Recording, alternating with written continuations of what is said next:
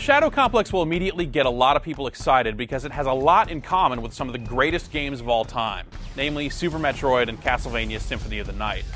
But Chair's side-scrolling action-adventure isn't some kind of simple, nostalgic play for people who appreciate the old stuff.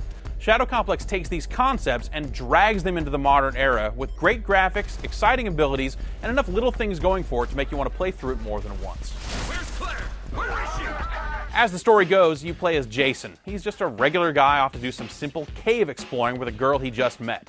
But she gets captured because the cave you've decided to explore is actually a crazy underground base for some kind of huge army called the Restoration. As you creep around the base, you overhear conversations about an impending attack on San Francisco, and you find your lady friend Claire, who's been shot full of drugs that leave her temporarily paralyzed. So it's up to you to explore the base and find a way to get both of you out. Of course, there's a bit more to it than that, but the game definitely puts more of a focus on action than on story.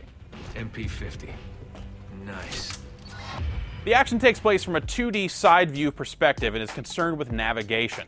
It's just like you'd expect from this style of game. At the outset, you're limited by your lack of equipment, so there are ledges that you can't reach and doors you can't open.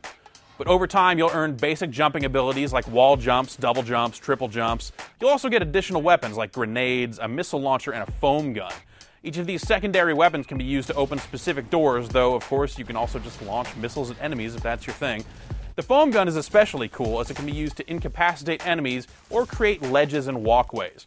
Most of the gear in Shadow Complex is great, and much of it expands the way you play pretty well too. Scuba time.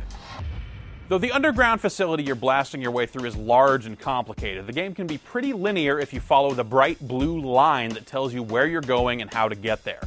Of course, off that critical path is where you'll find a ton of extra items, some of which can be pretty key to your survival. You'll find armor and health upgrades that make you more resilient, keys and gold bars that let you obtain special items, and additional ammo capacity upgrades for your secondary weapons. Those health tanks are especially key on the higher difficulty settings. Shadow Complex also has an experience point system that rewards you with accuracy and other upgrades when you gain levels. You'll also get special bonus upgrades every 10 levels. The game tops out at level 50, which isn't a mark you're going to hit on your first or probably even your second time through the game. It took me around 5 hours to complete the game my first time, but I immediately dove back in to collect items that I had missed, play on harder difficulties, and attempt to improve my leaderboard position. On top of the campaign, Shadow Complex also has a set of challenge rooms that ask you to complete tricky areas with a subset of the game's equipment. You're given a score based on how well you do, and those scores are placed on an online leaderboard.